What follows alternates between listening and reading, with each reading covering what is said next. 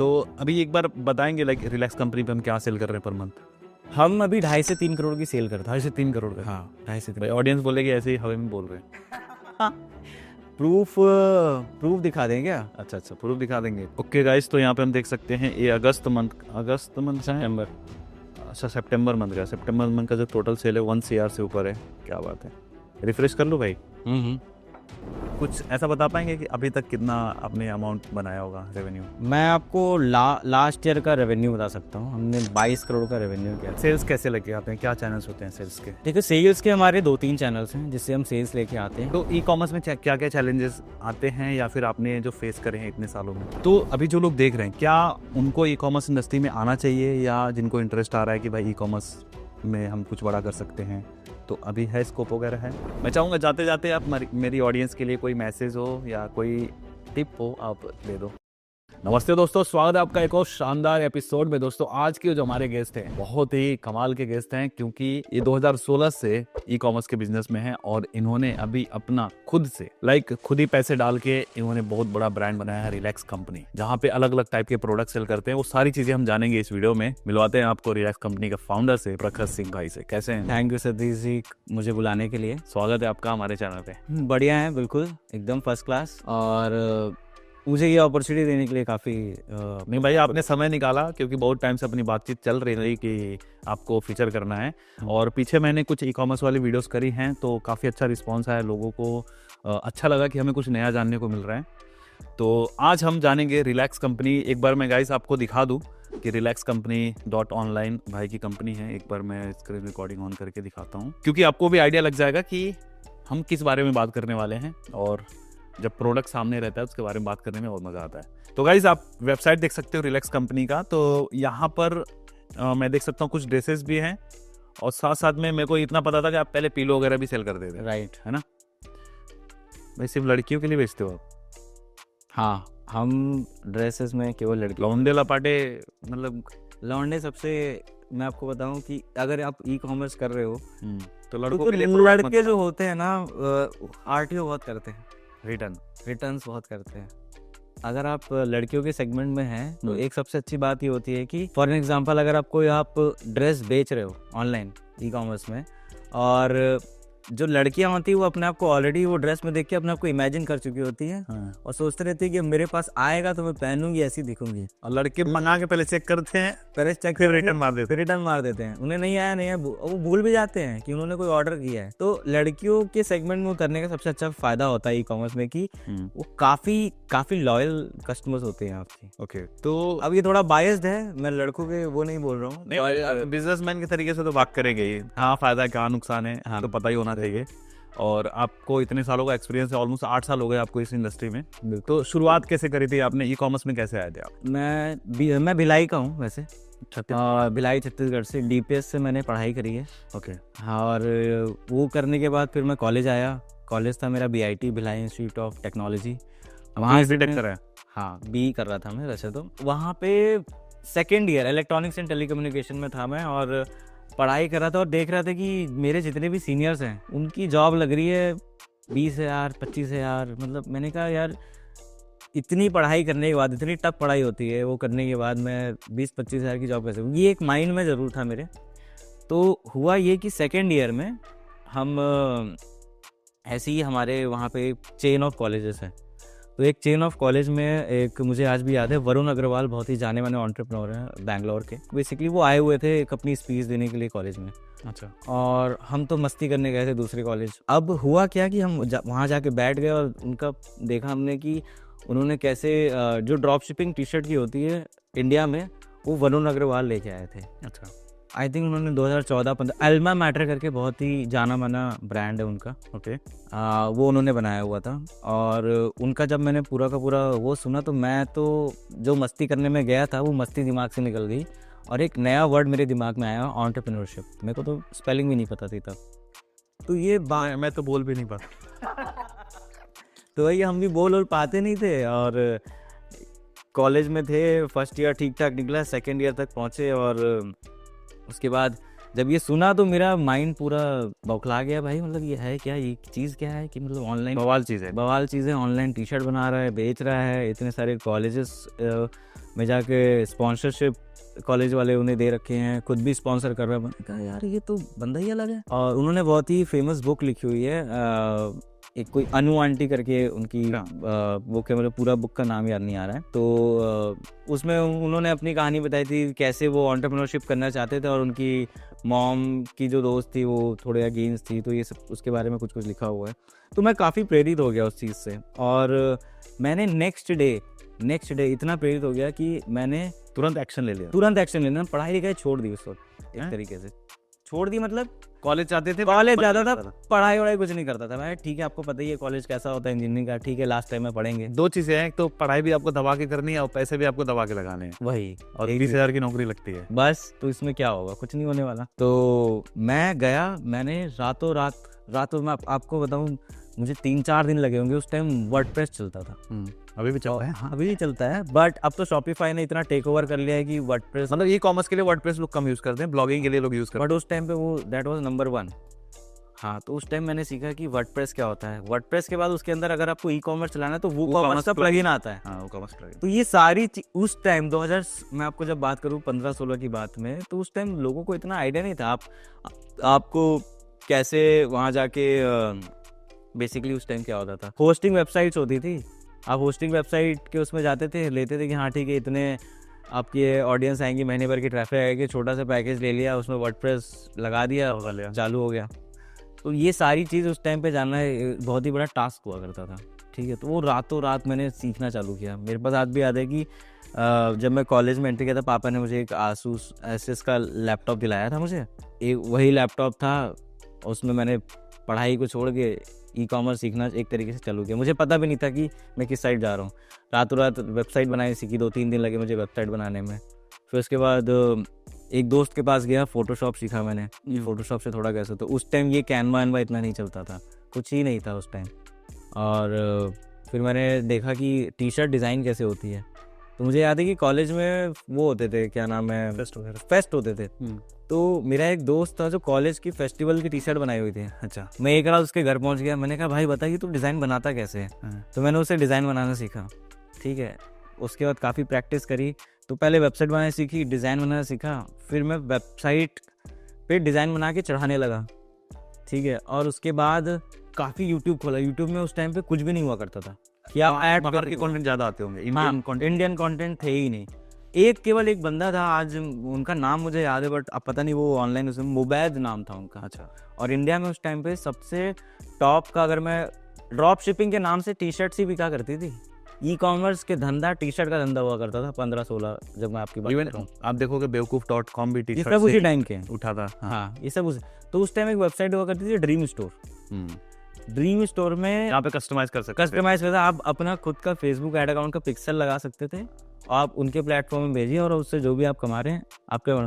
तो ये धंधा मुझे मना, अच्छा ठीक है। मैंने कहा भाई चलो इसको चालू करते हैं। वेबसाइट तो बनाई सीख ली मैंने कहा भाई मैं माल कहाँ से लाऊंगा, बनाऊंगा कैसे, ऐसे डिज़ाइन तो बनानी आ गई मुझे। तो मैंने ड्रीम स्टोर पे पिक्सल लगा के चालू किया था। और उस टाइम भी मैं आपको बता रहा हूँ, उस मेरे को ऐड चलाना तो आता नहीं था। तो उस टाइम मैंने फेसबुक में एक लड़के को खोजा जो ड्रीम स्टोर में बहुत पहले सेल किया करा हुआ है।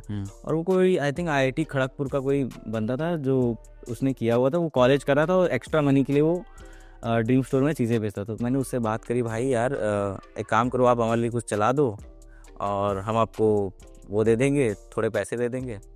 और वो इतनी सेल तो नहीं लेके आ पाए, लेकिन उससे मैंने ऐड चलाना सीख लिया। और उसी तरीके से मैंने ऐड चलाना सीखा, ड्रीम स्टोर पे हमने सेल करना चालू किया। सो ये मेरा पहला ब्रेक थ्रू था। और उस टाइम मुझे याद है कि मैंने अपनी मम्मी से 20,000 रुपये लिए थे ये सब सेटअप करने के लिए। और आई थिंक वो जो पहला महीना था जब एक एंटरप्रेन्योर आया, उससे मैंने देखा, वेबसाइट वगैरह सीखा, उसी महीने में मैंने सारे काम करे। और मैंने नेक्स्ट महीने ये 20 को 40 कर दिया था। और वो 40 80 होता गया, 80 160 होता गया। और इस तरीके से मेरी पहला जेल वगैरह टी शर्ट वही आपने बेचा? पहला टी शर्ट हम ड्रॉप शिप करते थे। और इस तरीके से हमने ड्रीम स्टोर के थ्रू चालू किया। उसके बाद आगे चल के काफ़ी कुछ कर लिया। आज जो हम शिपरॉकेट जानते हैं, इनका भी एक मार्केट प्लेस प्लेटफॉर्म हो गया था क्राफ्टली। और उसमें भी हमने लिस्ट किया। आज लोग फ्लिपकार्ट लिस्ट करते हैं, अमेजोन लिस्ट करते हैं, तो उस टाइम क्राफ्टली एक निकल के आया था, जिनका उस टाइम ये था कि बिना, अगर आपके पास जीएसटी नहीं है, टैन हुआ करता था उस टाइम, है ना, तो आपके पास नहीं है, अब जीएसटी आ गया, टैन वैन कुछ भी नहीं है, तो आप उनकी वेबसाइट में बेचना चालू कर सकते हो। ओके। उनका कुछ सिस्टम था जिससे वो करते थे, तो हम क्राफ्टली में लिस्ट हुए, वहाँ से सेल होना चालू हुई, तो वो एक ब्रेक थ्रू था। फिर उसके बाद और हम ड्रॉप शिपिंग में घुसे, तो आज जितनी भी इंडिया में टी शर्ट्स बन के आ रही हैं टॉप ब्रांड की, वो आती हैं तिरुपुर से। तो हमने उस टाइम तिरुपुर के कई वेंडर्स पकड़े, वहाँ ड्रॉप शिपिंग में किसी को पता नहीं था। हम उनको कॉल करके पूछते थे कि भाई एक काम करो, मेरे पास ऑर्डर आएगा तो तुम भेज देना। तो इस तरीके से हमने ड्रॉप शिपिंग सेट करी उनसे। तो हमने तिरुपुर के कुछ वेंडर्स पकड़े, उनको यहाँ से डिज़ाइन भेजे, खुद की वेबसाइट में फिर बेचे, और इसमें भी देते थे हम क्राफ्टली, जो इनका मार्केट प्लेस था। तो इस तरीके से जर्नी स्टार्ट हुई। ग्रेट। तो कॉलेज आपने कंप्लीट करा? ये थोड़ा से विवादित क्वेश्चन है, बट हाँ, मतलब मैंने कंप्लीट तो किया, बट मुझे ये नहीं पता कि शायद मेरी डिग्री आएगी कभी नहीं आएगी, मुझे पता। पास हो गए थे आप? यार मैंने खोल के नहीं देखा ई कॉमर्स। मुझे याद है कि 2017 मेरा 18 में कॉलेज ख़त्म हुआ था, और मैं इतना उत्सुक था दिल्ली आने के लिए कि भाई इसको आगे बढ़ते हैं। तो मैंने, घर वाले को कहते थे कि कॉलेज कंप्लीट कर लो, तो मैंने पूरे एग्ज़ाम ज़रूर दिए, लेकिन बिज़नेस इतना मेरा अच्छा चलने लगा था, मैं उसके पर्पज़ से यहाँ आ गया। और मैंने आई थिंक मैं शायद पास हुआ फेल हुआ मुझे नहीं पता, और मैंने आज तक खोल के नहीं देखा कि मैं पास हुआ कि भी नहीं। मैंने डिग्री आज तक देखी नहीं, मैं पीछे मुड़ के देखा। काम अच्छा चल गया था आपका? काम अच्छा चल गया था, मैंने ध्यान नहीं दिया कि हाँ बढ़िया, मैंने सारे एग्जाम दिए, मुझे ये नहीं पता कि मैं पास हूँ कि फेल हूँ, उसकी ज़रूरत ही नहीं पड़ी। ओके, अभी आते हैं हम रिलैक्स कंपनी पे। तो अभी एक बार बताएंगे लाइक रिलैक्स कंपनी पे हम क्या सेल कर रहे हैं पर मंथ? हम अभी 2.5 से 3 करोड़ की सेल करते हैं। 2.5 से 3 करोड़ का? हाँ, 2.5 से 3। भाई ऑडियंस बोलेगी ऐसे ही हवा में बोल रहे हैं। प्रूफ दिखा दें क्या? अच्छा, प्रूफ दिखा देंगे। ओके गाइस, तो यहाँ पे हम देख सकते हैं ये अगस्त मंथ सितंबर, अच्छा सितंबर मंथ का जो टोटल सेल है 1 CR से ऊपर है। क्या बात है, रिफ्रेश कर लो भाई। तो एक स्टोर में हम देख सकते हैं गाइस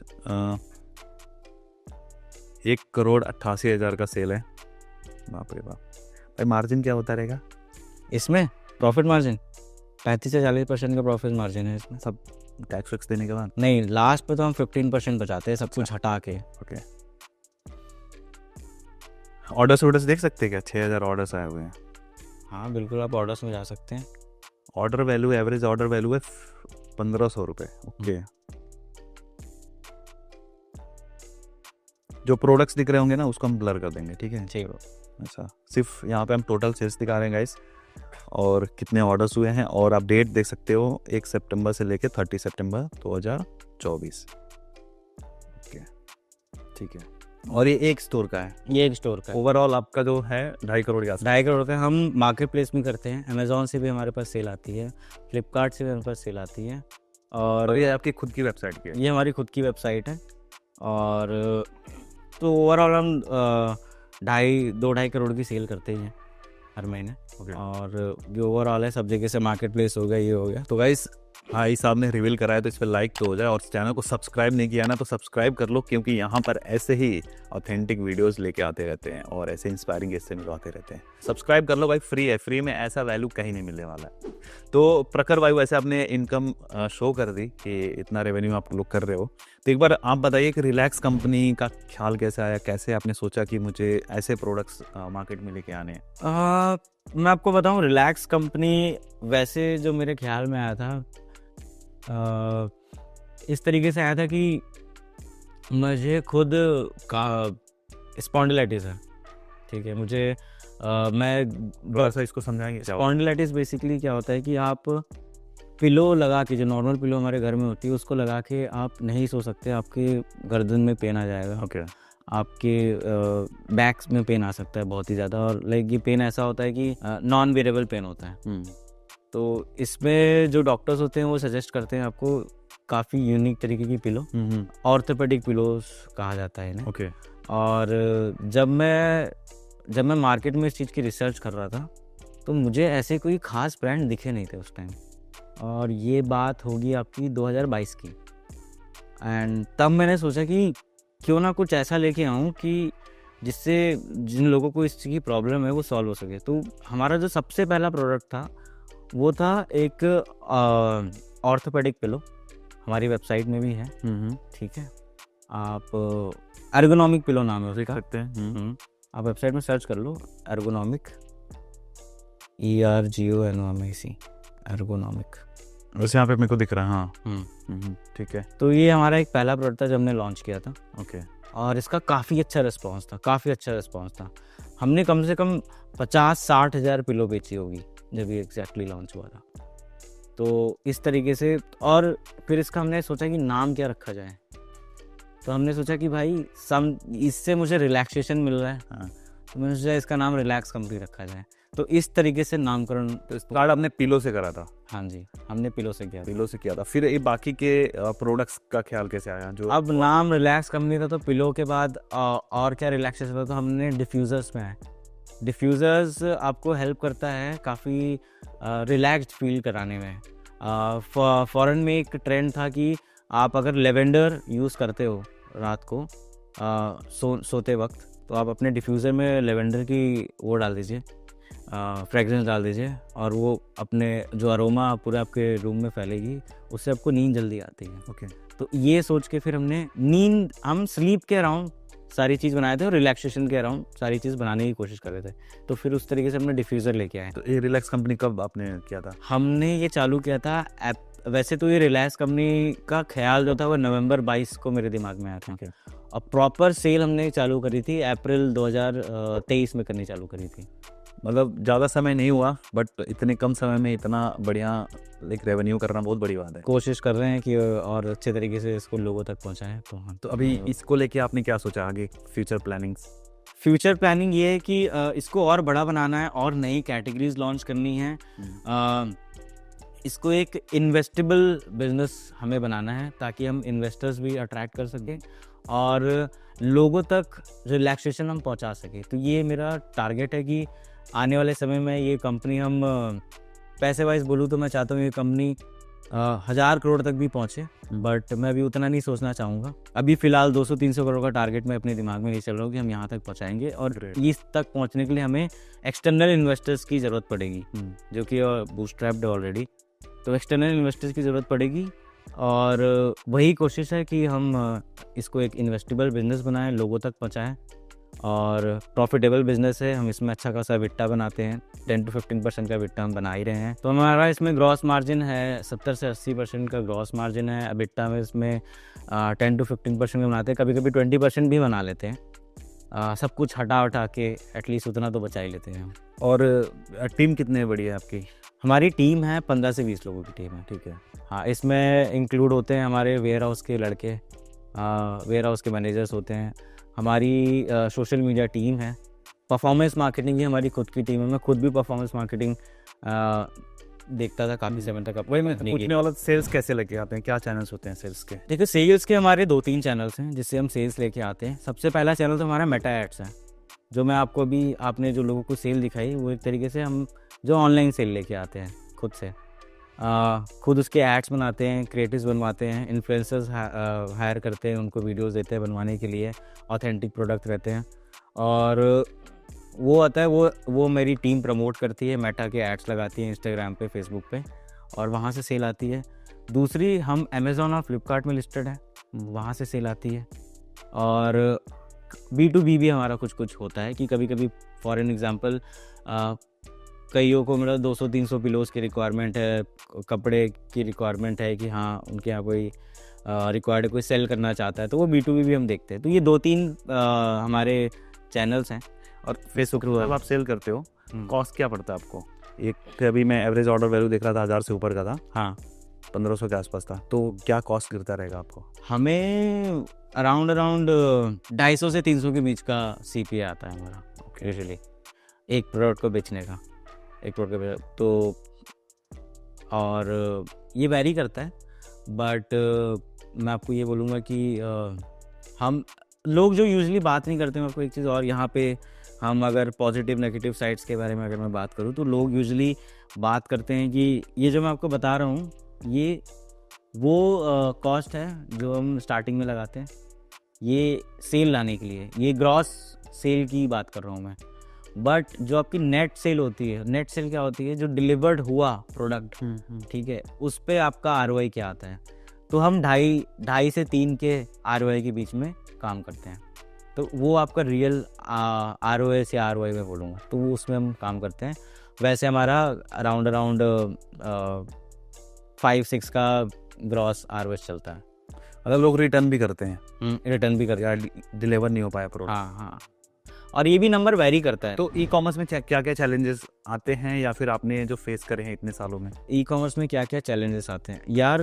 ई कॉमर्स का सारी चीज़ें मैं आपको बताऊं तो कोई भी चीज़ इजी नहीं है, सभी चैलेंजेस से भरी पड़ी है डे वन से। ई कॉमर्स में आपका सबसे पहला मैं आपको बताऊं तो चैलेंज, आपको वेबसाइट बहुत सही चाहिए। ठीक है, आप इसमें हमें पता है कि हम क्या करते हैं, इंस्टाग्राम में स्क्रॉल करते हैं, ठीक है, हम स्वाइप तो करते नहीं है, ठीक है। तो आपको ऐसी वेबसाइट बनानी है जो स्क्रॉल वर्दी हो, और 90% से ऊपर 98% जनता मोबाइल की है, बाकी 2 से 3% की जनता है वो डेस्कटॉप वाली है, वो ये है ना, वो उसको तो आप कैलकुलेट ही मत करिए, ठीक है। तो आपको ऐसी वेबसाइट बनानी है फर्स्ट डे से स्क्रॉल वर्दी हो, आदमी स्क्रॉल करे और उसे आपका प्रोडक्ट पसंद आ जाए। तो ये पहला है कि आपको वेबसाइट बहुत अच्छी बनानी है, ये आपके पहले चैलेंज हो गए। दूसरा चैलेंज ये हो गया कि आपको आपको क्रिएटिव्स बहुत अच्छे बनवाने हैं, आपको सही इन्फ्लुएंसर हायर करना है, आपको प्रोडक्ट क्वालिटी सही करनी है, ताकि आप कोई भी इन्फ्लुएंसर पे बेच रहे हो तो वो अच्छा प्रोडक्ट अच्छा प्रोडक्ट उसे लग रहा है और वो उस पर वीडियो बना रहा है, लोगों के पास भी जब वो जा रहा है, तो ये दूसरा चैलेंज हो गया। हाँ, तो आपका प्रोडक्ट वीडियो अच्छी बनेगी, अगर वीडियो अच्छी नहीं बनेगी, इन्फ्लुएंसर ठीक से नहीं बनाएगा तो उसकी सेल नहीं होगी, क्योंकि उसी में एड्स चल रहे हैं, तो आपकी दूसरी परेशानी हो गई, ठीक है, इसको ठीक करना है आपको। उसके बाद तीसरी परेशानी क्या है, ठीक है, चलो आपने वेबसाइट बना ली, क्रिएटिव बना लिया, ऐड लगा लिया, पोस्ट कर लिया, सेल आ गई। सेल आने के बाद आपको ये देखना है क्या आपके ऑर्डर टॉप टियर सिटीज़ से आ रहे हैं। टॉप टियर सिटीज़ हो गया, मान लो मेट्रो सिटीज़ हो गया, टारगेट ऑडियंस को है ना। हमारी टारगेट ऑडियंस बेसिकली रेंज करती है वर्किंग ऑडियंस, जो यूजुअली कॉर्पोरेट में काम ऑफिस वगैरह में काम कर रही है, एंटरप्रेन्योर्स भी हो गए। यूजुअली हमारा जो रेंज है वो 25 to 45 के बीच का रेंज है जो ही रहता है। और जैसे हमारे पिलोज़ हो गई, वो इससे ऊपर भी जाते हैं, जैसे हम पिलोज़ अगर सेल करते हैं तो इससे ऊपर भी जाता है, 50-60 साल की उम्र के लोग भी। हीरो प्रोडक्ट का क्या? अभी मैं हीरो कैटेगरी बता सकता हूँ आपको। हाँ। और उसमें कई सारे प्रोडक्ट हैं। तो हमारा हीरो जो प्रोडक्ट है वो हीरो जो कैटेगरी है वो अभी कंफर्ट वेयर है, वो भी वुमेन के सेगमेंट में, क्लोथिंग में। That is our hero category. तो क्या मतलब जो लड़के हैं वो कंफर्ट में ना रहे, आप ये चाहते हो? हम बिल्कुल चाहेंगे लड़के भी कंफर्ट में रहें, बट कुछ महीनों बाद, क्योंकि मुझे ये ऐसा लगता है ई कॉमर्स का एक ये साइड है कि जो वुमेन होती हैं उसमें आपके RTO परसेंटेजेस थोड़े कम होते हैं, वो आपकी काफ़ी लॉयल। लड़के यहाँ लॉयल नहीं हैं, लड़के कहीं लॉयल है। ठीक है। तो मतलब लड़के पता है कहाँ पे कंफर्टेबल है, तो लुंगी पहन के कंफर्टेबल हो जाते हैं, तो उनको ज़रूरत नहीं है ऐसे कपड़ों की। तो बेसिकली लड़कों के लिए हम प्लान कर रहे हैं, एक हमने SKU भी लॉन्च किया हुआ है उनके लिए भी, बट हम देखना चाहते हैं वो किस तरह के परफॉर्म कर रहे हैं। 2 से 3 महीने में हम कुछ लड़कों के लिए। लोग कहते हैं लड़कों में भी करना है तो किड्स के लिए करो। अच्छा, हाँ, मतलब ये तो बोलते ही हैं। हाँ, क्योंकि किड्स वाले थोड़ी डिसीजन ले रहे, तो उनके माँ बाप डिसीजन ले रहे हैं डिसीजन, वही सीधी सी बात हो गई। एक अभी हमने रिसेंटली फीचर करा था 2-3 महीने पहले कलाकार इंडिया के फाउंडर को, तो उनके भी वो केसेस भेजते हैं, ठीक है। अच्छा, उन्होंने भी अपने साइड पे सिर्फ वुमन ओरिएंटेड ही केसेस रखे थे, तो मैंने बोला भाई लड़कों ने क्या बिगाड़ा है आपका? बोले लड़कों को कवर ओवर से मतलब नहीं होता, उनको डिजाइन नहीं चाहिए होता है, ऐसे सिंपल कवर रखते हैं। तो और मैं आपको यही बता दूं कि कैश ऑन डिलीवरी सबसे ज़्यादा लड़के ऑर्डर करते हैं। अब ये पता नहीं क्या डेटा है, ठीक है, कैश ऑन डिलीवरी ले लिया, उसके साथ आपको और इंटरेस्टिंग डेटा बताइए आप थोड़ा सा। उसके बाद प्रीपेड जो है, लड़के प्रीपेड, मैंने ये देखा है कि लड़कों के सेगमेंट में प्रीपेड करने से वो थोड़ा वो रहते हैं, वो हिचकिचाते हैं थोड़ा। बट अगर मैं आज ये बोलूँगा कि जो विमेन होती हैं वो थोड़ी केयर फ्री नहीं बोलूँगा मैं, काफ़ी उनको ये लगता है कि उन्होंने कुछ ऑर्डर किया, उन्हें तुरंत चाहिए, ठीक है, तुरंत चाहिए। वो ऑलरेडी इमेजिन कर रही हैं अपने आप को उस कपड़े में, और वो आपका ऑर्डर का वेट कर रही हैं। लड़कों के साथ ऐसा नहीं होता है, लड़कों ने कोई एक्साइटमेंट नहीं, ऑर्डर कर दिया, भूल गए, ठीक है, अच्छा आया, अच्छा ठीक है, नहीं आया वापस कर दिया। तो लड़कों के साथ थोड़ा सा ये सेगमेंट है, बट हम इसको ठीक करेंगे। कोशिश कर रहे हैं कि हम अपने ब्रांड से इस चीज़ को ठीक कर पाएंगे। हाँ भाई, नहीं, जेन्युइन प्रोडक्ट है, आपको इसमें इंटरेस्ट लेना है। तो ये कुछ डेटा हैं जिसकी वजह से हम वुमेन में थोड़ा ज़्यादा हम फोकस्ड हैं। तो पहले हमने कैटेगरी वुमेन की लॉन्च करी, कंफर्ट वेयरिंग। बढ़िया। तो अभी मतलब आपके ब्रांड पे 3 प्रोडक्ट, 3 टाइप के, हम्म। 3 कैटेगरीज हैं, लाइक एक वुमेन के लिए है, दूसरा डिफ्यूज़र है और एक पिलो पिलो वगैरह। ये 3 मेजर कैटेगरीज है जिसमें हम रोल आउट कर रहे हैं। और मैं ये बोलूँगा कि जो हमारा ये जो कंफर्ट वियर का सेगमेंट में, इस पे हमने काफ़ी रिसर्च करी है, काफ़ी ज़्यादा रिसर्च करी हुई है। जो इसमें कपड़ा हम सोर्स करते हैं वो आता है आपका कपड़ा ईरोड जगह एक साउथ में, वहाँ से कपड़ा आता है। और ये इस कपड़े को बोला जाता है कॉटन फ्लेक्स, इसको बोला जाता है मार्केट में, और काफ़ी हाई क्वालिटी कपड़ा होता है ये। इसकी फील ही अलग होती है। मतलब अगर आप अगर आप इसको पहन के बैठ रहे हो तो आपको ऐसा लगेगा कि आपने मतलब बहुत ही एक यूनिक फील देगा, आपको कंफर्ट फील देगा। आपको लगेगा कि नहीं कि आपने कुछ आपके शरीर को बांध रखा है, इस तरीके की फीलिंग नहीं आएगी। बहुत ही उस रिसर्च वे पे इस कपड़ा हमने सोर्स किया है और काफ़ी ध्यान दिया है इस पर, काफ़ी रिसर्च करके लाए हैं। इसमें काफ़ी कलर्स अवेलेबल हमने कराए हैं। और तो इस तरीके से हम साउथ से कपड़ा यहाँ लेके आते हैं। यह हमारा खुद का प्रोडक्शन हाउस है। वहाँ पे हमारे कम से कम काफ़ी टेलर्स हैं जो ऑन रेगुलर बेसिस पे, तो हम इस तरीके से एक लाइफ भी चेंज कर रहे हैं। मैं अगर आपको बात करूँ तो जैसे टेलर्स जो हमारे ब्लू कॉलर उसमें आते हैं, और मतलब वो भी काफ़ी एक्साइटेड होते हैं कि नए डिज़ाइंस आए, अच्छा कपड़ा लोगों को हम प्रोवाइड करें, तो उनकी भी एक तरीके से लाइफ चेंज हो रही है इस सारी चीज़ों से। तो खुद का प्रोडक्शन हाउस है, हमने वो बनाया हुआ है और उससे भी करते हैं। और फिर हमारे जैसे कई सारे वेंडर टाइप्स भी हैं।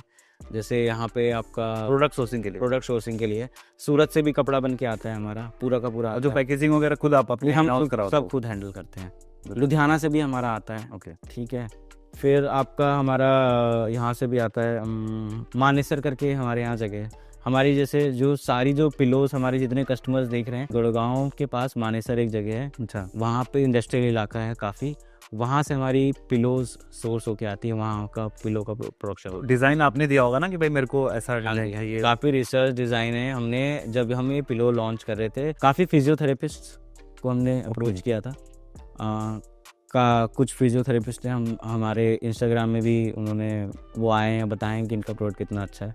काफ़ी सजेशन लेने के बाद फिजियोथेरेपिस्ट और कुछ ऑर्थोपेडिक सर्जन से भी हमने कुछ उस टाइम रिसर्च किया था कि क्या ये इस तरीके की चीज़ें काम करती हैं, क्या इसमें शेप की रिक्वायरमेंट है। काफ़ी रिसर्च करा था और उस तरीके से हमने फिलोज उस टाइम लॉन्च करी थी। और जैसे आपने बताया कि आप इन्फ्लुएंसर के थ्रू भी वीडियोस बनवाते हो, तो इन्फ्लुएंसर्स के साथ कैसा एक्सपीरियंस है? वो लोग नाटक करते हैं या फिर बढ़िया काम कर देते हैं, सेल्स आता है उनके थ्रू? हाँ, देखिए अगर मैं आपको ये बोलूँ कि आज का जो ज़माना है UGC का ज़माना है, यूज़र जनरेटेड कंटेंट। और देखिए हर इन्फ्लुएंसर के साथ अलग वो है, ठीक है। दिक्कतें आती हैं, उनके साथ भी प्रॉब्लम्स होती हैं कि उन्हें ये प्रोडक्ट पसंद नहीं। अगर आप बार्टर कर रहे हो तो अगर वो जो प्रोडक्ट बोल रहे हो उसी में आपको काम करना पड़ेगा, ठीक है। वो नॉर्मल आपके दूसरे प्रोडक्ट का रिव्यू नहीं करेंगे, तो कुछ दिक्कतें आती हैं। तो काफ़ी अच्छी इन्फ्लुएंसर्स भी रही हैं। एक बहुत ही पुरानी फिल्म एंड टीवी की एक्ट्रेस थी, नौहीद नाम है उनका। अच्छा। हमने उन्हें आई थिंक मौला मेरे मौला एक हमारे टाइम पे गाना होता था, उसमें वो फीचर हुई थी। तो आई थिंक वो हमारी एक सेलिब्रिटी, सबसे पहली सेलिब्रिटी इन्फ्लुएंसर थी। और आई थिंक वो भी उनके मतलब दैट वाज समथिंग मेरे लिए बड़ा मतलब रोंगटे खड़ा कर देने वाला बात था कि उनके तक भी प्रोडक्ट पहुंचा और उनको भी हमारा प्रोडक्ट अच्छा लगा। तो वहाँ से हमने स्टार्ट किया था, वो एक थी। और भी काफ़ी सारी इन्फ्लुएंसर्स जो टीवी सीरीज़ और उसमें आ चुकी हैं, तो हमने किया था काफ़ी। तो और मैंने ये भी देखा है कि जो ये बड़े इन्फ्लुएंसर्स होते हैं इनके इतने ज़्यादा नखड़े नहीं देखे मैंने, छोटे इन्फ्लुएंसर्स के थोड़े ज़्यादा नखड़े देखे हैं। तो आता है, उसके लिए हमारे पास टीम है, सोशल मीडिया टीम है, वो इनसे हैंडल करती हैं, ठीक है, उनसे बात करती हैं। तो इसमें पॉजिटिव नेगेटिव दोनों साइड है इन्फ्लुएंसर वाले में। और क्योंकि सेल भी उनसे आ रही है तो उन्हें हमें अच्छे से ट्रीट भी करना पड़ेगा, तो थोड़ा से डिपेंडेंसी हो जाती है। अभी एक नील पटेल हैं, बहुत बढ़िया डिजिटल मार्केटर हैं, तो उनका एक डेटा आया था जिसमें उन्होंने दिखाया था कि इन्फ्लुएंसर मार्केटिंग से ROI बहुत कम आ रहा है।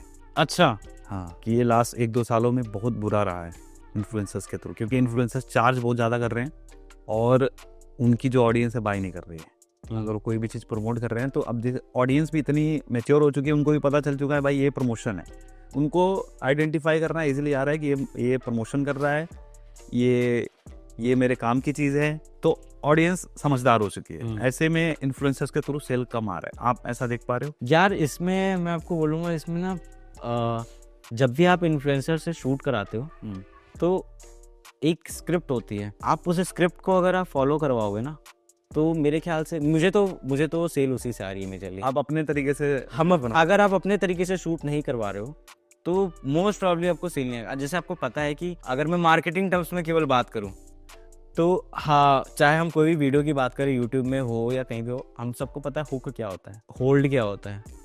अगर आपकी स्क्रिप्ट उस तरीके से तैयार है जहाँ पे आप कस्टमर को हुक कर पा रहे हो विद इन 3 सेकेंड्स में, फिर आपको होल्ड कर पा रहे हो आपकी जो 30 सेकंड बड़ी वीडियो उसको देखने के लिए, और ये भी इन्फ्लुएंसर के थ्रू, तो आई थिंक मुझे लगता है आप उसे सेल निकाल लोगे। तो हम ये चीज़ों को फॉलो करते हैं और मेरे सेल यूजुअली उसी से। मतलब आप खुद इन्वॉल्व होते हो इन्फ्लुएंसर के साथ में अच्छा कंटेंट बनाने के लिए? बिल्कुल, उसके बिना आप उनसे आरओआई नहीं निकाल सकते। ये नहीं कर सकते आप कि आपने प्रोडक्ट भेज दिया, वो जो भी वीडियो बना के भेजेगी आप वो लगा दोगे ऐड के लिए, वो बिल्कुल काम नहीं करेगा। ठीक है, तो आप ऐसे में तो इन्फ्लुएंसर सेलेक्ट करते समय आप खुद रिसर्च करते रहोगे कि भाई इन्फ्लुएंसर का कितना इन्फ्लुएंस है। और मैं आपको ये भी बता दूं कि जिन इन्फ्लुएंसर के सबसे ज़्यादा फॉलोअर्स होते हैं वो आपको सबसे कम सेल देंगे।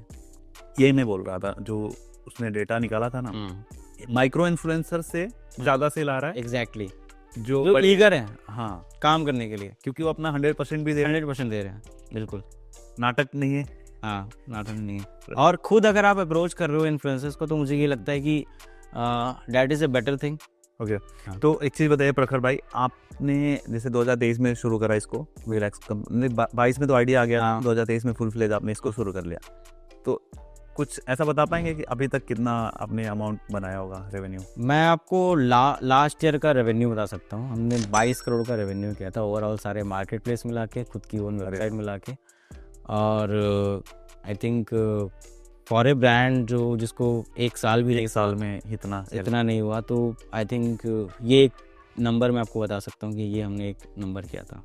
तो जब कॉलेज में 20,000 का जॉब लग रहा था, हाँ, और ये 22 करोड़, कैसा मतलब फील होता है? मतलब मैं अगर आपको सच बता दूं, मैंने ऐसा कभी नहीं सोचा था अपने लाइफ में कि मैं इतना लंबा अभी खींच के आ जाऊंगा। मेरे लिए तो 50,000 भी महीने में कमा लेना उस टाइम बहुत, मुझे ऐसा लगता था कि कमा लूँ तो बहुत बड़ी बात है। तो मुझे ये लगता है कि ये एम्बिशन कैसे आया मोटा पैसे कमाने का? ये एम्बिशन जो कॉलेज में वो देखा उसकी वजह से या फिर बाद में? पहला तो वो था। हाँ।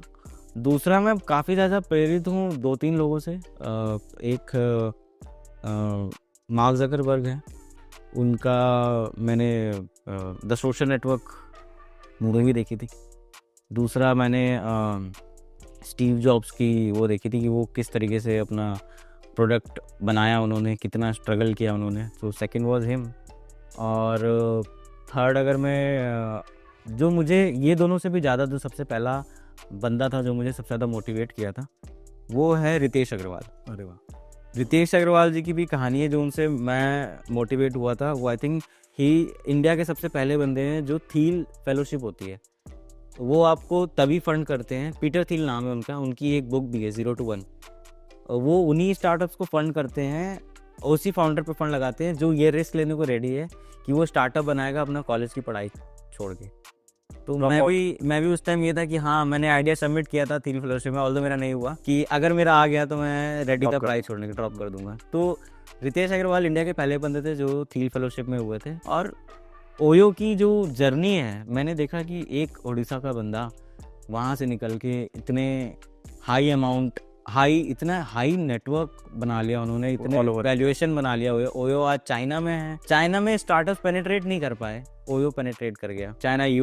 ओयो यूएस में है, ओयो इंडिया में कितना फैला हुआ है। तो मैं मानूंगा कि हाँ, रितेश अग्रवाल एक इंडियन एंटरप्रेन्योर है जिनसे मैं बहुत ही ज़्यादा प्रेरित हूँ।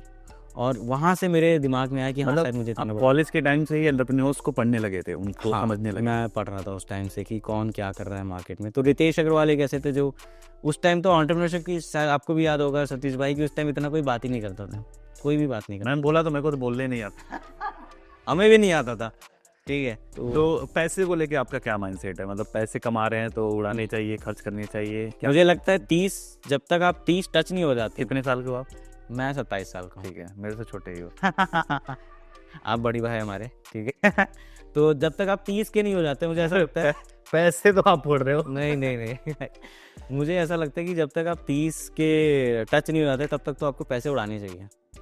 क्योंकि ना जब तक आप पैसे खर्च बट लोग बोलते हैं कि अभी जैसे आपका पीक टाइम चल रहा है, काम अच्छा चल रहा है, तो थोड़े पैसे बचाओ, नहीं तो फिर बाद में अगर डाउनफॉल आया या फिर कुछ ऐसा। थोड़े थोड़े पैसे बचा लो, जैसे मैं ही बचाता हूँ, जैसे मैं म्यूचुअल फंड्स में काफ़ी इन्वेस्ट करता हूँ, ये करता हूँ, बट मैं पैसे को इस तरीके से इन्वेस्ट करता हूँ कि मुझे उससे कुछ अभी फ़िलहाल मुझे कुछ उससे बड़ा अपना पर्सनली वो नहीं करना है। मेरे लिए मेरी कंपनी एक बच्चे के तरीके से, मैं उसी में सारे पैसे अपने डाल देता हूँ। हाँ, डालने को सोचता हूँ, डालता भी हूँ। तो मुझे ये लगता है कि जो भी फंड्स में इन्वेस्ट करता हूँ वो मेरे इमरजेंसी फंड्स है। कल को कंपनी ऊपर नीचे होती है तो मैं शायद उससे कुछ पैसे निकाल के हेल्प आउट कर सकता हूँ। अभी जो मेरे पैसे का रोल है कि इस कंपनी को बड़ा बनाना है, इन्वेस्टेबल बनाना है। पैसे आगे चल के निकालेंगे जब वैल्यूएशन कंपनी की बहुत हाई हो जाएगी। आपके अमाउंट सोचा है आपने? आई थिंक जो जब ये लोग मुझसे क्वेश्चन पूछते हैं तो आई थिंक मेरे दिमाग में कोई अमाउंट नहीं है। मैं चाहता हूँ जितने ज़्यादा से ज़्यादा अमाउंट में पहुँच सकूँ, तो amount there is no limit in that. Dreams क्या क्या है आपके, थोड़े बताइए। ड्रीम्स मेरे जो आप करना चाहते हो अपने। मैं सारी दुनिया घूमना चाहता हूँ, ठीक है। घूमते भी हो आप? हाँ, मैं हर जगह घूमना चाहता हूँ, हर जगह ये जाके देखना चाहता हूँ कि लोग वहाँ क्या कर रहे हैं, क्या नए आइडियाज़ हैं, क्या और नए आइडियाज़ पे वर्क किया जा सकता है। आई थिंक मेरा थोड़ा माइंडसेट वैसा है कि मुझे नई चीज़ जो हो रही होती है उसमें काफ़ी एक्साइटमेंट फील होता है, तो एक ये है। और अगर मैं ऐसे बोलूँ तो मैं चाहता हूँ कि हाँ, मैं अपने घर वालों के साथ रहता हूँ, तो मुझे ऐसा लगता है कि हाँ, पेरेंट्स के लिए एक मतलब देखा जाए तो काफ़ी अच्छा घर हो। ये सारी मेरे ड्रीम्स है कि अच्छा घर हो। 22 करोड़ में तो गोल्फ कोर्स पे मिल जाएगा। तो यार वो रेवेन्यू है, मैं ये बोलूँगा, बट हाँ ठीक है। नहीं, जब आप एग्जिट लोगे अगर, हाँ वो अलग बात है, तो पैसा ही पैसा होगा। हाँ मतलब हो सकता है पैसा तो पैसा, बट हाँ मतलब ये है कि इतना सोचा नहीं है। तो एग्जिट का मैं बेसिकली नहीं सोचता हूँ। खुद को लाइक इंस्पायर रखने के लिए, मोटिवेटेड रखने के लिए कुछ करते हो आप? यार मैं कोशिश करता हूँ कि मैं रोज़ मेडिटेट करता हूँ, और आई थिंक वो आपका दिमाग शांत रखता है थोड़ा, ठीक है। कोशिश करता है कि आप जिस उसमें निकले हो उसमें मोड। और मैं काफ़ी बायोग्राफीज देखता हूँ एंटरप्रेन्योर्स की जो मुझे मोटिवेटेड रखते हैं। एक बहुत ही पुराना पिक्चर है इनका, जेफ बेजोस का, वो अमेज़ॉन के ऑफिस में कोई नहीं है, एक पिक्चर उनकी बड़ी फेमस है। हाँ, और वो बैठ के काम कर रहे हैं। तो इनकी बायोग्राफीज देखना, ये सारी चीज़ समझना, आई थिंक वो मुझे काफ़ी मोटिवेटेड रखता है कि और ई कॉमर्स और बिजनेस के लाइन में ऊपर नीचे चढ़ाव उतराव होते रहते हैं, तो काफ़ी नीचे का भी देखना पड़ता है आपको। काफ़ी हाई जाता है तब भी आपको काफ़ी ग्राउंडेड रहना पड़ता है। तो ये सारी चीज़ें, और आई थिंक मुझे ये लगता है कि मेरी जो परवरिश हुई है, मॉम एंड डैड ने जो मुझे दी है, काफ़ी ग्राउंडेड रखा है मुझे चीज़ों को लेके। तो मुझे ये चीज़ मोटिवेट। और मैं जब नया यहाँ आया था तो मुझे ये लगता है कि उस टाइम का जो स्ट्रगल है, एक लोअर मिडिल क्लास से उठ के यहाँ आना। और मुझे याद है कि जब मैं ऑफिस जाता था उस टाइम हमने मतलब यहाँ जब दिल्ली आया था तो स्टार्टअप करने के पैसे तो छोड़ दो, आपकी रहने के खर्चे वो होते थे। तो मुझे याद है कि आज भी सुबह जब मैं ऑफिस जाता था तो एक जूस पीता था और एक चोको पाई आता है 5 रुपए का, सबको पता है। एक चोको पाई खाया, जूस पिया और ऑफिस चले गए।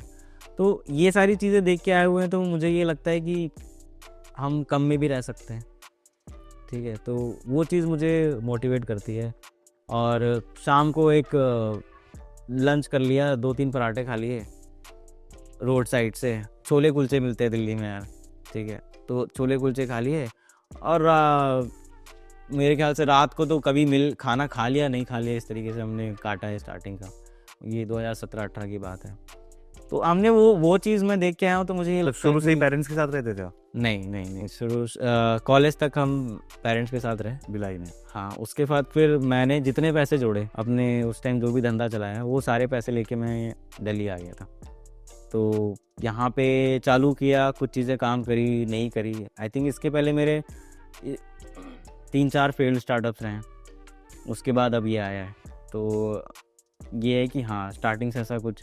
फिर पेरेंट्स को मैं अभी 2-3 साल हो गए उनको यहाँ, जब मुझे लगा कि हाँ मैं थोड़ा स्टैंड हो गया, तो मैं उन्हें लेके आ गया अपने यहाँ। तो हाँ, तो मतलब उस टाइम अकेले रहे, स्ट्रगल किए, यहाँ तक पहुँचे। तो एक सवाल लोगों के मन में भी आ रहा होगा, मेरे भी मन में आ रहा है कि जैसे आपने 2016-17 में ई कॉमर्स के फील्ड में घुस गए थे आप, तो आपको इतने सालों का एक्सपीरियंस है, फिर जाके आपने अभी लास्ट ईयर एक ब्रांड अपने शुरू करा और सेल भी हुए। तो अभी जो लोग देख रहे हैं, क्या उनको ई कॉमर्स इंडस्ट्री में आना चाहिए, या जिनको इंटरेस्ट आ रहा है कि भाई ई कॉमर्स में हम कुछ बड़ा कर सकते हैं, तो अभी है स्कोप वगैरह है? मुझे लगता है स्टार्टअप का समय तो अब चालू हुआ है और आगे के 5 सालों में स्टार्टअप बहुत ग्रो करने वाले हैं। शार्क टैंक का सीजन सभी देख रहे हैं, ठीक है। शार्क टैंक में लोग आ रहे हैं, उससे लोगों की प्रेरणा बढ़ रही है कि कुछ ना कुछ करना है, आइडियाज़ भी आ रहे हैं। बट मैं ये बोलूँगा कि जो स्टार्टअप आप ऐसा करो कि जो आपको ना मतलब आपको लगता है ये प्रॉब्लम आप सॉल्व कर सकते हो। नहीं भी कर रहे हो, अगर आप कोई आपका मिलता जुलता भी आइडिया है किसी से, तो आप उसको एग्जीक्यूट अच्छा करो ताकि आप उस लेवल पे पहुंच पाओ कि आप उसको अच्छा बना सको। ये मैं बोलूँगा कि ड्रॉप शिपिंग केवल ड्रॉप शिपिंग, देखो जिसमें 2 माइंडसेट है कि आपको पैसे कमाने हैं या आपको ब्रांड बनाना है। तो ब्रांड बनाएंगे तो भी तो पैसा बनाएंगे। ब्रांड में आज पैसा नहीं है, मतलब बाद में फ्यूचर में पैसा, क्योंकि आप कोई चीज़ बड़ी बना रहे हो, ज़्यादा लोगों तक पहुंचा रहे हो, ठीक है, अलग है। इसमें ड्रॉप शिपिंग और ई कॉमर्स में ही कि आप तुरंत बना सकते हो। आपको ये डिसाइड करना पड़ेगा आपका शॉर्ट टर्म गोल है कि लॉन्ग टर्म गोल है। मैं लॉन्ग टर्म गोल में चल रहा हूँ कि मुझे आगे के 3 से 5 साल में इस ब्रांड को कम से कम 400-500 करोड़ का बनाना है और 1000 करोड़ तक भी लेके जाना है। कोई डर नहीं लगता कि मेरी चीज़ें लोग कॉपी कर लेंगे या कोई बड़ा ब्रांड आके वैसे ही प्रोडक्ट देने लगा मार्केट में? मुझे ये लगता है मार्केट में इतने प्रोडक्ट अवेलेबल हैं कि आप कुछ भी कर सकते हो, आप किसी भी चीज़ को एग्जीक्यूट कर सकते हो। ये हमारा परसेप्शन है कि ऐसा कि कोई बड़ा, ये सब परसेप्शन है। आप ये देखो कि टूथपेस्ट एक ही ब्रांड बेचता है क्या? कोलगेट भी बेचता है, पेप्सोडेंट भी बेचता है, और बीच में रामदेव बाबा जी है, उनका भी चलता है। तो अब ये सोचे कि भाई ये मार्केट में मैं बेच ही नहीं सकता, तो ये कैसे हो सकता है? ठीक है, तो एक ही प्रोडक्ट के कितने सारे ब्रांड हैं। आज हम टी शर्ट पहन रहे हैं, पैंट पहन रहे हैं, कितने, ज़ारा है, H&M है, फिर हमारे क्या बोलते हैं लोकल रिलायंस के ब्रांड्स हैं, बहुत सारी चीज़ें हैं। लोकल नहीं बोलूँगा, मतलब इंडिया वाइड कम बजट वाले, है ना, वो भी हैं, सारे चल रहे हैं, सारे ही चल रहे हैं। तो ये सोचना बड़ा वो है कि हर तरह की ऑडियंस है। और अगर मैं आपको बोलूँगा जियो के आने के बाद जो लोगों का और कोविड स्पेशली होने के बाद लोगों का मोबाइल में पेनिट्रेशन काफ़ी हाई हो गया है। आजकल छोटे से छोटे बच्चे ऐड देख रहे हैं, आपका 13-14 साल के बच्चे कैश ऑन डिलीवरी में ऑर्डर कर देते हैं। और आपको ये लगता है कि अभी जो सेल्स आ रहे हैं ज़्यादातर डिस्कवर मोड में आ रहे हैं, मतलब लोगों के फीड में कोई चीज़ आ रही है, उनको अच्छी लग रही है तो ऑर्डर कर रहे हैं। पहले सर्च करके हम कोई चीज़ शॉपिंग करते थे, अभी ज़्यादातर है यार ये बड़ी सही चीज़ लग रही है, ये हमारे फीड में आ गया, तो इस समय सेल्स भी मतलब बढ़ गए हैं। हम भी वही करते हैं। हमारा जो इनिशियल कस्टमर ऑनबोर्ड होता है वो पुश मार्केटिंग का है। पहले हमने दिखाया, लोगों को एक्साइट किया और वहाँ से प्रोडक्ट वो खरीदते हैं, अच्छा दिखाते हैं, ठीक है। और अगर आपको ज़्यादा ही समझना है इस चीज़ों को, लोगों को लग रहा है कि मैं कौन से कैटेगरी में जाऊँ, चलो मैं लोगों के लिए भी बात करता हूँ क्योंकि जिनको स्टार्ट करने के बाद, क्योंकि मैं वो सोचते हैं कौन से कैटेगरी में जाऊँ, किस में जाऊँ, बड़ा एक कन्फ्यूजन होता है उनको, ठीक है। और अगर वो लॉन्ग टर्म सोच रहे हैं कि उन्हें कोई ब्रांड बनाना, तो मैं बोलूँगा कि कुछ नहीं, अगर आप यूएस का ट्रेंड होता है, जो भी यूएस का आज ट्रेंड है वो 4 से 5 साल बाद इंडिया में आएगा, ठीक है। ये मैं 3-4 बार सुन रहा हूँ, ठीक है। तो आप वहाँ से प्रेरणा ले सकते हो, इंडिया में ला सकते हो और एक अच्छा ब्रांड बना सकते हो। आज मैं बोलूँगा स्लीप का बहुत बड़ा मार्केट है यूएस में और इंडिया में आने वाला है, ठीक है, सही बात है, ठीक है। तो वहाँ पे स्लीप की इतनी बड़ी बड़ी कंपनीज हैं स्लीप पे जो काम कर रही हैं, ठीक है। और fashion is something which will never go out of style. आप फैशन में तो कभी भी कुछ भी कर सकते हो। कपड़े एक नेसेसिटी है, कोई बंदा कपड़ा पहनना तो बंद नहीं करेगा, ठीक है। और कपड़ों में भी हमेशा कुछ ना कुछ नया चाहिए, ये तो आदमी बोर हो जाता है सेम कपड़े। एग्जैक्टली। तो आइडियाज़ तो बहुत सारे हैं। आप कपड़ों में कई सारी नीश पकड़ सकते हो, पार्टी वेयर में काम कर सकते हो, आप रेगुलर वेयर में काम कर सकते हो, आप यूनिक डिज़ाइन ला सकते हो। एक चीज़ में पूछा, क्वालिटी को लेके आप कैसे एश्योर्ड होते हो कि यार एक क्वालिटी हमने बेस्ट क्वालिटी दिया है, अपने जान में हमने बहुत अच्छा बनाया है? अब मैं आपको ये तो नहीं बोलूँगा कि जैसे लोग बोलते हैं हम पहले से ही अच्छी क्वालिटी कर रहे थे, नहीं, ऐसे नहीं होती क्वालिटी इम्प्रूव। पहले हम कुछ फैब्रिक सोर्स किया हमने, ठीक है, पहले कुछ प्रोडक्ट सोर्स किए, उसको वो लोगों तक गए, ठीक है, और हमने खुद उसका QC किया, फिर लोगों के कुछ रिव्यूज़ आए, कुछ लोगों ने रिफ़ंड माना, हमने रिफ़ंड किया, हमने समझा कि प्रोडक्ट में प्रॉब्लम क्या है। फिर जब उसका सेकंड प्रोडक्शन टेक प्लेस किया, उसमें हमने चीज़ें और बेटर करी, फिर लोगों का फीडबैक लिया, चीज़ें ठीक करी, खुद भी QC चेक किया, तीसरे चौथे बार में जाके प्रोडक्ट ठीक होता है जहाँ तक। और उसमें और ये भी है कि आपको प्रोडक्ट जो आप ठीक कर रहे हो, प्रोडक्ट क्वालिटी ठीक कर रहे हो, लोगों को पे तो उतना ही करना है, आपका सोर्स उतने में हो रहा है, आपका खर्चा बढ़ रहा है। ठीक है, खर्चा आपका बढ़ रहा है, और आपको अपना प्रॉफिट मार्जिन भी सही रखना है ताकि आप लोगों तक पहुंचा पाओ। ठीक है, लोगों को लगता है कि अरे यार इसको तो इतने, आपको शिपिंग कॉस्ट लगता है, हमारी मार्केटिंग लगती है, आप लोगों तक प्रोडक्ट पहुंचाने के लिए प्रोडक्ट का कॉस्ट लगता है, ये सारी चीज़ मैनेज करनी पड़ती है। आपको एक एक पॉइंट देखना पड़ता है कि मेरा प्रोडक्ट का कॉस्ट भी उतने में आ जाए, जो मटेरियल सोर्स हो रहा है वो भी उतने में आ जाए, और बेस्ट क्वालिटी हो। तो ये इसका प्रोसेस है, आपको प्रोडक्ट निकालना पड़ेगा, रिव्यूज़ लेना पड़ेगा, प्रोडक्ट ठीक करना पड़ेगा, उसी रेंज में लाना पड़ेगा। ठीक है, और ज़्यादा से ज़्यादा जब धीरे धीरे करके आप ज़्यादा प्रोडक्शन देते हो तो उससे भी आपके जो मैन्युफैक्चरर है कम आपसे पैसे लेते हैं। ठीक है, थोड़ा आपको कॉस्ट कम पड़ता है, तो वो धीरे धीरे ही इम्प्रूव होता है। फर्स्ट डे से आपको नहीं पता था कि प्रोडक्ट की क्वालिटी क्या है, बट हम ये कोशिश करते हैं कि हम बेस्ट क्वालिटी लेके आ रहे हैं। उसके बाद में अगर उसमें कुछ कंप्लेंट्स हैं तो हम उसको ठीक करते हैं। तो इस तरीके से प्रोडक्ट क्वालिटी ठीक होती है। फर्स्ट डे से आप कोई प्रोडक्ट की क्वालिटी ठीक नहीं हो सकते। एक सवाल और है कि भाई जैसे आपने ब्रांड बनाया, बहुत सारे लोग ऐसे ड्रॉप शिपिंग करते हैं या फिर एक जेनरिक नाम रख देते हैं। जैसे एक हमारे भाई आए हुए थे, रोहित भाई, तो उनका कुछ तो था मोबाइल केसेस, मिलियन केसेस करके। तो मिलियन केसेस एक ब्रांड बनाना थोड़ा मुश्किल होगा, लोग उसको रिमेंबर नहीं कर पाएंगे, इतना याद नहीं रख पाएंगे एक ब्रांड के तौर पे, है ना। कोई भी दूसरा मिलियन केस है तो किसी ने मिलियन कवर बना दिया, कुछ ऐसा बना दिया मिलता जुलता। आपने जैसे रिलैक्स कंपनी बनाया है, अब जैसे आपके प्रोडक्ट पे कोई जैसे किसी को पसंद नहीं आया, उसने हेट कमेंट कर दिया, या फिर यार बहुत घटिया प्रोडक्ट है, तो कैसी फीलिंग होती है आपकी? यार एज ए फाउंडर अगर बोलो तो मुझे तो इफेक्ट करता है। ठीक है, क्योंकि उसमें दिन रात की मेहनत गई हुई होती है, काफ़ी स्ट्रगल्स होते हैं पुराने। पहले तो बुरा लगता है, बट फिर हम उसे कोशिश भी करते हैं रिजॉल्व करने के लिए कि क्या हुआ किसको। तो हाँ, तो फर्स्ट अगर मैं बोलूँ तो इम्प्रेशन थोड़ा वो रहता है कि हाँ दुख तो होता है कि अच्छा ये कैसे हो गया, बट दुख होना एज सेकेंडरी है, उसको सॉल्व करने की कोशिश हम करते हैं कि हाँ ठीक है इसको बेटर कर सकते हैं। और कई बार ऐसे भी होता है कि लोग ऐसे ही हेट कमेंट कर देते हैं कि भाई कई लोग तो ऐसे है कि भाई कपड़ा मंगाया, पहना और बोले अब पसंद नहीं आया, भेज दिया, पहने हुए कपड़े भेज देते हैं। फिर या फिर ये भी है कि किसी को अगर कुछ खराब लगा तो उसने बोल दिया, लेकिन किसी को अच्छा लगा तो उसने बोला ही नहीं। सबसे बड़ी बात इसमें है कि इतने ज़्यादा हम ऑर्डर करते हैं, जिनको प्रोडक्ट ख़राब लगता है पहले बोल देगा, वो पहले ही बोल देगा, लेकिन जिनको अच्छा लगा वो बहुत ही रेयर कमेंट करते हैं। एक चीज़ मैं बोलूँगा गाइस, अगर आपको वीडियो अच्छी लगती है तो बता दिया करो, मज़ा आता है इधर पढ़ के। बताते नहीं हो, देख के निकल जाते हो। कमेंट करो, अभी कमेंट करो, और प्रखर भाई के लिए भी कुछ कमेंट करना। ठीक है प्रखर भाई, वैसे मज़ा आया आज के एपिसोड में, बहुत कुछ जानने को मिला, एंड आपकी जर्नी बड़ी कमाल की है। तो आई होप कि ऑडियंस को भी आपके स्टोरी ने इंस्पायर किया होगा। मैं चाहूँगा जाते जाते आप मेरी ऑडियंस के लिए कोई मैसेज हो या कोई टिप हो, आप दे दो। मैं काफ़ी आज मैं आपको बता सकता हूँ, अगर किसी को भी ई कॉमर्स चालू करना है तो मैं उनके लिए एक बहुत ही शॉर्ट तरीके से बता सकता हूँ कि उसको किस तरीके से वो ई कॉमर्स स्टार्ट कर सकता है। बहुत ही आसान है आज के ज़माने में ई कॉमर्स चलाना। ये आज 2015-16 नहीं चल रहा है। आज के ज़माने में अगर ई कॉमर्स आपको स्टार्ट करना है, यार आपको क्या करना है, आपको एक शॉपिफाई लेना है। शॉपिफाई महीने का खर्चा कितना रहता है, 1500 रुपये का बेसिक प्लान, आपने वो ले लिया।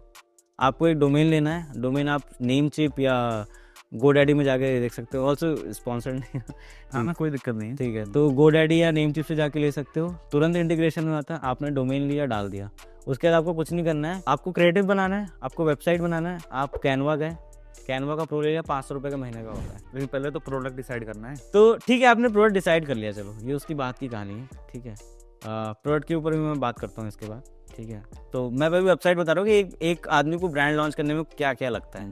आपने कैनवा का प्रो लिया, कैनवा के प्रो 500 रुपये महीना का चार्ज करता है। ठीक है, तो 1500 की आपकी शॉपिफाई हो गई, 500 के 2000 का खर्चा हो गया महीने का।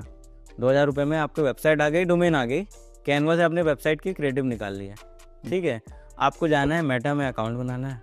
अकाउंट बना लिया आपने, उसको कनेक्ट कर दिया इससे पिक्सल एक्सेल लगा के, और उसके बाद आप क्या नाम है, कोई भी अपने कैनवा से ही आपने आपका जो प्रोडक्ट है उसका क्रिएटिव बनाया और उसका ऐड लगा दिया, आपका कल से ब्रांड चालू हो गया। तो कितना खर्चा आया आपका? मुश्किल से 3-4 हज़ार में, 3-4 हज़ार में आप एक वेबसाइट बना के शुरू कर सकते हो। ठीक है, और बाद में आप जो भी आप ब्रांड सोच रहे हो उस नाम से, या तो आप अगर आपको ब्रांड बनाना है तो आप प्राइवेट लिमिटेड जाओ। ठीक है, वो इन्वेस्टेबल होता है। ठीक है, ट्रेडमार्क वगैरह भी तो लेना पड़ेगा। आपको ट्रेडमार्क लेना होता है। देखिए स्टार्टिंग में इतना नहीं सोचना है कि हम ट्रेडमार्क ले लेंगे। जब आपके पास सेल आने लगे, प्रोडक्ट हिट करने लगे, तब आप सोचो कि हाँ ठीक है ट्रेडमार्क ले लेता हूँ, मैं फ्लिपकार्ट अमेजोन में जाऊँगा, तब इतना जब आपकी सेल इतनी बम्पर हाई जाने लगे तब आप ये सब सोचो। स्टार्टिंग में आपको कुछ भी नहीं सोचना। स्टार्टिंग में जीएसटी शुरू में लेना पड़ता है। जीएसटी आप ले लीजिए। आप इसमें भी 3 है जो यूजली लोग लेते हैं, प्रोप्राइटरशिप लेते हैं। अगर आपको क्या नाम है, आपको इतना ब्रांड नहीं बनाना, आपको नॉमिनल रखना है, बहुत फ्री में बन जाता है यार, जाके खुद के जीएसटी पोर्टल में जीएसटी बन जाता है, आप जाके कर सकते हो। तो प्रोप्राइटरशिप में बना लो, या आपको अगर कंपनी में जाना है तो आप प्राइवेट लिमिटेड चले जाओ, ठीक है। प्राइवेट, अगर आपको इन्वेस्टेबल बिजनेस बनाना है, ब्रांड बनाना है, तो आप प्राइवेट लिमिटेड में जाओ, मैं सजेस्ट करूँगा, उस वही इन्वेस्टेबल होता है, ठीक है। तो बेसिकली आपको एक जीएसटी चाहिए, वेबसाइट चाहिए, कैनवा का प्रो चाहिए क्रिएटिव के लिए। पहले तो मुझे लगता है प्रोडक्ट बहुत ही क्रूशियल है कि क्या हम प्रोडक्ट सेल करेंगे। तो अब ये मैं ये बोलूँगा कि हर कोई इंसान एक बैकग्राउंड से आ रहा होता है, ठीक है। तो आपको ये भी देखना है कि आप क्या कुछ ऐसा प्रोडक्ट है आसपास जो आप बेच सकते हो। अब जैसे एक हेयर ऑयल का मैंने इंस्टाग्राम में काफ़ी बहुत पहले एक ब्रांड देखा था, उसमें एक महिला है, उन्होंने चालू किया था, उनके दादाजी हेयर ऑयल बनाते थे, ठीक है। अब उन्होंने देखा कि भाई ये हेयर ऑयल वो लोकली बना रहे हैं, लोकली लोगों को फ़ायदा कर रहा है, क्यों ना मैं इसके ऊपर ब्रांड बना दूँ। इस तरीके से आप प्रोडक्ट निकाल सकते हो। अगर आपको प्रोडक्ट और रिसर्च करना है तो बहुत सारे टूल्स हैं जो प्रोडक्ट रिसर्च कर सकते हैं। जैसे यूएस में टिकटॉक बहुत चलता है, तो आप पीपी एड्स करके एक टूल होता है, पीपी एड्स ले लो और आप जाके देख सकते हो कि यूएस में क्या प्रोडक्ट चल रहा है, किस में क्या चल रहा है। आप उसमें रिसर्च करो, आपको बहुत सारे प्रोडक्ट मिलेंगे, बेबी के नीड्स मिल जाएंगे, आपको क्या कपड़े चल रहे हैं वो मिल जाएंगे, और भी क्या नए नए प्रोडक्ट जो आप चाइना से इंपोर्ट कर सकते हो वो भी आप देख सकते हो। तो काफ़ी आपको आइडियाज़ वहाँ से मिलने चालू हो जाएंगे। पीपी एड्स हो गया, फिर आपके बाद मीनिया करके एक रिसर्च टूल है, आप वो ले सकते हो, ठीक है। तो ये सारे टूल्स हैं जैसे और सबसे बड़ा फ्री टूल मैं आपको बताऊँ तो फेसबुक का एड लाइब्रेरी है। आपको कुछ नहीं करना है, आपको फेसबुक का एड लाइब्रेरी खोलना है, फेसबुक का एड लाइब्रेरी में आपको डालना है, आप यूएस डाल दो लोकेशन, और वहाँ पे आपको जो भी कैटेगरी में इंटरेस्ट है, फैशन में है फैशन डालो, उसके सारे फैशन से रिलेटेड एड्स आ जाएंगे, डिज़ाइन दिख जाएंगे लोग क्या बेच रहे हैं।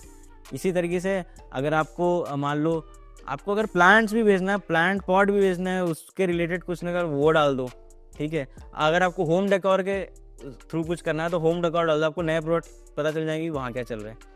तो रिसर्च करना बहुत आसान है, अपने सराउंडिंग्स में देखनी है। हाँ, अगर आपको नहीं समझ में आ रहा तो आप फेसबुक ऐड लाइब्रेरी खोलिए, लोकेशन डालिए, इंडिया में देख लीजिए लोग क्या बेच रहे हैं, ठीक है। तो आप मतलब ऐसा तो है, मैंने तो ये बता दिया कि आप ऐसा तो नहीं है कि एक फ्लावर प्लॉट एक ही ब्रांड बेच सकता है, वैसे कई ब्रांड बेच सकते हैं, ठीक है। तो आप ये सोच दो कि मैं कॉपी कर रहा हूँ या वो कर रहा हूँ, आप कुछ उसमें नया लेके आ जाइए, ठीक है। तो आई थिंक प्रोडक्ट आप अपने सराउंडिंग में भी देखिए, और आपको नहीं समझ में आना तो आप देख सकते हो कि दूसरे लोग क्या कर रहे हैं।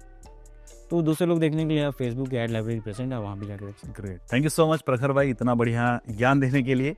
एंड आई होप कि लोगों को भी थोड़ा बहुत आइडिया लग गया होगा। तो बाकी आप प्रखर भाई को फॉलो कर सकते हैं इंस्टाग्राम पे, कोई भी क्वेश्चन हो तो आप पूछ सकते हैं भाई से। आई होप कि आप अपने बिजी टाइम में से थोड़ा टाइम निकाल के रिप्लाई कर दो अगर कुछ जेन्युइन कंसर्न हुआ हमारी ऑडियंस में से किसी का। तो दोस्तों उम्मीद करते हैं कि आपको आज का वीडियो पसंद आया होगा। पसंद आया तो लाइक जरूर करना, और साथ ही साथ इस वीडियो को शेयर करो, और पहली बार आ रहे हो चैनल पर तो चैनल को सब्सक्राइब किए बिना मत जाना, क्योंकि मैं यहाँ पर ऐसे ही इंस्पायरिंग लोगों को बुलाता रहता हूँ। तो दोस्तों फिलहाल के लिए इस वीडियो में इतना ही, मिलते किसी और धमाकेदार वीडियो में, तब तक के लिए आप जहां भी रहो मचाते रहो।